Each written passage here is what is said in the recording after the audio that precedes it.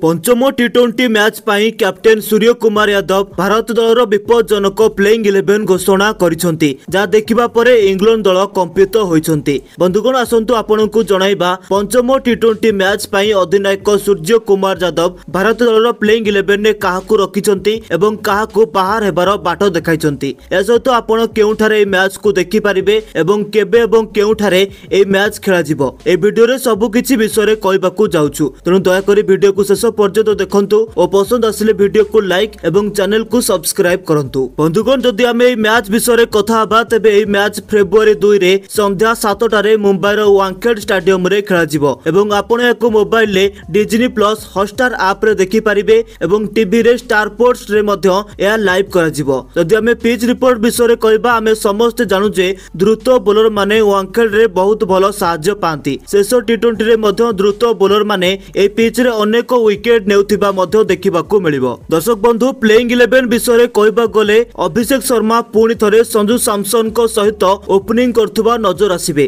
तथापि बंधुगण आमे देखिछु जे संजू सैमसन इंग्लैंड विपक्ष सीरीज रे सर्वोत्तम प्रदर्शन करि पारु नांती। संजू सैमसन एक बड़ स्कोर करबाकू सक्षम हेउ नांती एवं कोनोसी स्थान रे तांकर समस्या हेउची शॉर्ट बॉल। बंधुगण प्रत्येक टी20 मैच रे संजू सैमसन शॉर्ट बॉल ले आउट होई पाविलियन को फेरुछंती। तथापि बंधुगण आमे समस्त जानू जे संजू सैमसन को संप्रति प्रदर्शन भलो नुहे किंतु जदि आमे तांकर पूर्व सीरीज को देखिबा या बहुत भलो खेलथिले। तो संजू सैमसन गत टी20 मैच रे एक उत्कृष्ट इनिंग्स खेली निजर मनोबल वृद्धि करथुबा देखिबाकू मिलिबो। या पर अभिषेक शर्मा तांको सहित ओपनिंग करिवे।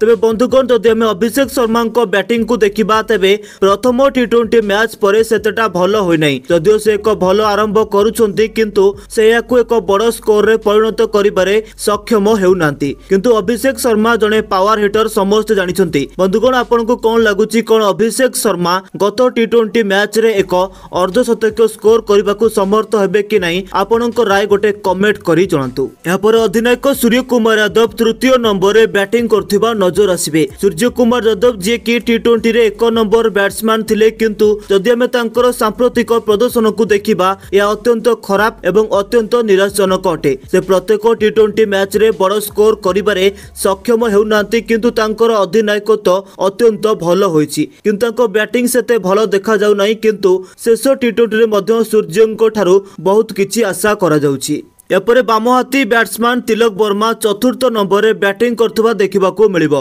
बंधुगण तिलक वर्मा द्वितीय टी20 रे एकक भाबरे मैच को जिताइथिले किंतु से गत दुईटी मैच रे बड़ स्कोर करि पार नथिले एवं से शीघ्र निजर विकेट को हराउछंती। तेबे आशा करा जाउ जे गत टी20 मैच रे तिलक वर्मा बहुत भलो बैटिंग करथुबा नजर आसीबे कारण तिलक वर्मा को बैटिंग दक्षता रहिछि जे कि बड़ शॉट मारिबारे एवं सिंगल डबल नै खेलिबार मध्य क्षमता रहिछि। बंधुगण एपरे रिंकू सिंह 5 नंबर बैटिंग करथुबा देखिबाकू मिलिबो। बंधुगण रिंकू सिंह गत टी20 मैच रे भलो आरंभ करथिले जदिओ से बड़ स्कोर करिबारे सक्षम होई नथिले। से 26 टी बॉल 30 रन रे को इनिंग्स खेलिथिले। जेतेबेले भारत दलर विकेट क्रमागत भाबरे ह्रास पाउथला सेतेबेले रिंकू सिंह को बैट रो एक छोट एवं चमत्कार एवं उत्कृष्ट इनिंग्स देखिबाकू मिलिथिला एवं शेष टी20 रे मध्य रिंकू सिंह भलो प्रदर्शन देबे बोली आशा करा जाउची। या पर बंधुगण शिवम दुबे 6ठ नंबर रे बैटिंग करथुबा देखिबाकू मिलिबो। बंधुगण शिवम दुबे गत टी20 मैच रे प्रत्यावर्तन करथिले जा परे तांको बैट रो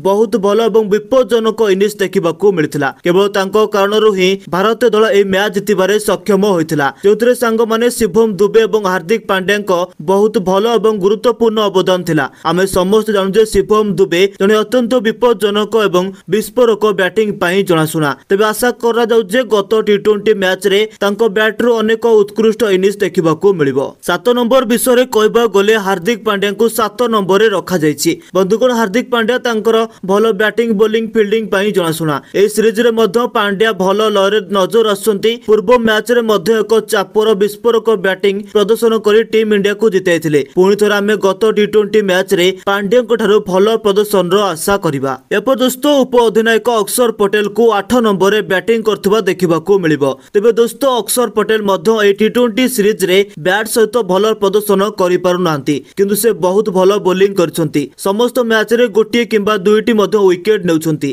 तेबे भल कथा हेउछि जे से विकेट नेउछंती बोधुए जदि से केबे बैटिंग करबा को ऊपर सुजोग पांती तेबे अक्षर पटेल मध्य भल बैटिंग करि परिबे। एपदस्त वरुण चक्रवर्ती 9 नंबर खेलुथिबा देखिबाकू मिलिबो। ए टी20 सीरीज रे सबुठु भल बोलिंग एवं सर्वाधिक विकेट नेथिबा बोलर होउचंती वरुण चक्रवर्ती। बंधुगण से तृतीय टी20 मैच रे 5टी विकेट नेथिले। जदियो भारतीय दल ए मैच को जीति पार नाही किंतु तांकर बोलिंग बहुत चमत्कार थिला एवं से वांकेड ग्राउंड रे मध्य चमत्कार बोलिंग करिवे बोली आशा करा जाउछि। 10 नंबर अर्शदीप सिंह खेलुथिबा नजर आसीबे। जदि अर्शदीप सिंह टी20 रे 1 नंबर बोलर अटंती बंधुगण जदि हमें शेष मैच रे अर्शदीप सिंह को बोलिंग को देखिबा तेबे तांको केवल गोटिए विकेट मिलथिला एवं बोलिंग मध्य सेतेटा भलो नथिला किंतु जदि हमें शेष मैच को छाड़ी देबा तेबे तांकर बोलिंग अत्यंत विपज्जनक एवं ए टी20 सीरीज रे मध्य से बहुत भलो बोलिंग करछंती। एपरे 11 नंबर रे द्रुत बोलर हर्षित राणा को अर्शदीप सिंह को समर्थन करथिबा देखिबाकू मिलिबो जे कि गत टी20 मैच रे 3टी विकेट नै भारत दल को विजय रे पहुंचाइथिले। अर्शदीप सिंह को सहित हर्षित राणा बहुत भलो बोलिंग करि परिबे। बंधुगण उभय प्रॉपर द्रुत बोलर अटंती। शेष मैच रे भारत दल समान भूल करथिला जे भारत दल प्रॉपर द्रुत बोलर को सहित खेलु नथिला किंतु एबे